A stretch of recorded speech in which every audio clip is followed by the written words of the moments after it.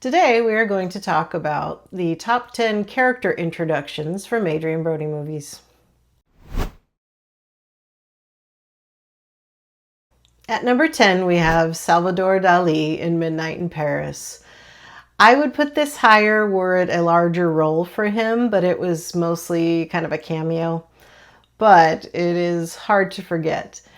Something I just noticed on my, umpteenth rewatch is that when Dali holds up his cane toward Gil, it has a little animal head on it, and he shakes the animal's head, and it's quite funny.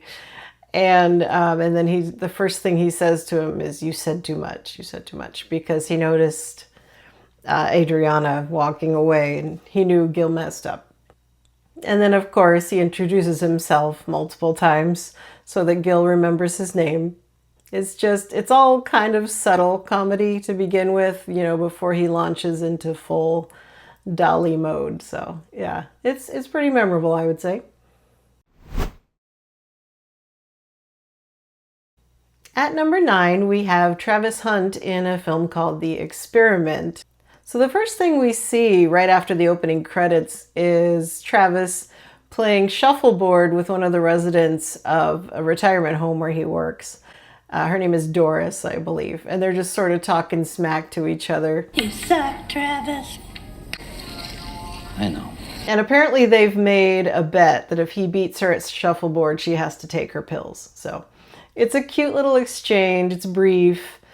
And the best thing about it is it starts off a heavy film with some levity. So next up at number 8, we have Julian Cadazio in The French Dispatch of the Liberty, Kansas Evening Sun. Julian, we first see him technically from behind. There's sort of a wide shot of the prison and he's standing up on the right. But the memorable part is when he's bribing a guard for information with a little candy, like it looks like a Ferrero Rocher. And he's just sort of like, just handing it to him casually. It's quite funny because he increases the amount according to how privileged the information he needs is. So it's quite cute. At number 7, we have King of the Hill. Adrien played a character named Lester Silverstone. The way he's filmed, it's sort of a hero shot, like, oh, here he comes, And then they sort of pan up him like he's this, statue, or, he's this big movie star already. So it's really cool. It's I think it kind of sells this guy's going to be a movie star energy, and it was really well done. At number 6, we're going to go with High School. Adrien's character, Psycho Ed Highbaugh, is introduced by basically lighting the biggest joint you've ever seen, and then he has a deep conversation with his pet frog. So that plays out, and then we get the character named Bro starts giving his backstory and voiceover, and then it transitions to Ed speaking himself toward the end of it. And I think it's well done. It's well edited, and the way he's filmed is very cool. So yeah, it's a nice sequence. At number 5, we have Predators. Predators begins with Adrien's character Royce free-falling from an airplane unconscious. He wakes up about midway and starts screaming, of course, as one would. And he's like smacking the thing, trying to get the parachute to open, and it doesn't until almost too late. And he hits the ground, and then the title pops up on the screen. So it's a really well done sequence, and it's definitely gets your attention, and it's really well done. So it's kind of hard to beat that on the memorable scale, but there's a couple ahead of it. At number 4, we have The Brutalist, which is Adrien's most recent film as of the making of this video. It's a really interesting character introduction. He starts out in almost total darkness. You can just barely make out his face. And then as he's moving through wherever he is, we don't know at first, you see little glimpses here and there. He's walking up some stairs and he gazes out a window and you see some light come in. So it's looking a little more hopeful, but you're still not quite sure what's going on or where he is. And then the doors open and they are at the Statue of Liberty. And Laszlo smiles and laughs, and so it's a really good reveal. It was very well done. At number 3, we have Bread and Roses.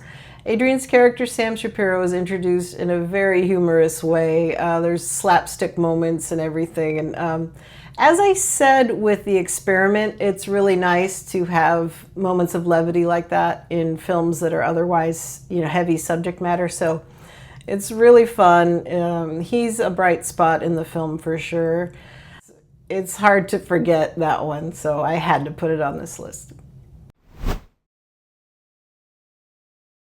At number 2, we have not a movie, but the TV show Winning Time. When Adrien's character, the great Pat Riley, is introduced, it's just so epically shot. And he rolls up in this van that is just, I really hope Pat Riley really drove this van. It's just epic. It's like a black van with flames and it's just fantastic. And so there's like these hero shots of him, and then you see his rings and his trading cards, and so this guy's had a heck of a basketball career. And then he gets to the security guy and they don't want to let him in the building. So there's quite a juxtaposition, I guess is the word, between how we're introduced to him and then how he's treated in the real world. So it was very well done, very memorable, and so it's number 2. And at number 1, we have the Darjeeling Limited, which was Adrien's first film with Wes Anderson. Peter Whitman has probably one of the best introductions I've seen of a character. We kind of get a false protagonist scene happening in the beginning of Darjeeling Limited, where we think maybe Bill Murray is the focus.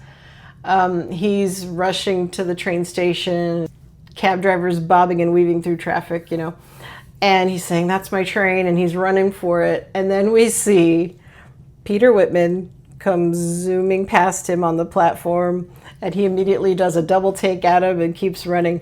And then it cuts to slow motion, as Wes Anderson does. And a Kinks song kicks in, and it's a great moment. And then when he's on the train, he looks back again at Bill Murray's character who's running on the platform. And the way it's done, I have a theory that he thought for a moment that that guy might be his father. And then when he looks back and lifts up the glasses so he can get a better look, because they're not his glasses, so he sees better without them. He lifts up his father's glasses and he looks over, and then he just kind of goes, no, that it can't be him because he's gone. So it's a very good way to introduce a character because it kind of shows you where he's at emotionally, and it gives you a lot of backstory in just visuals, and it's really well done, so it had to be number 1. Okay. So thank you for being here as always. Like, subscribe, share, comment, all that good stuff. It really helps me out. I kind of have a goal to hit 100 subscribers by the end of the summer, so I'm hoping we get there. And if you do subscribe, please also hit the notification bell so you'll be notified when I upload new content. Thank you for being here. Thank you for listening to my little spiel there, and I will see you next time. Take care, everybody.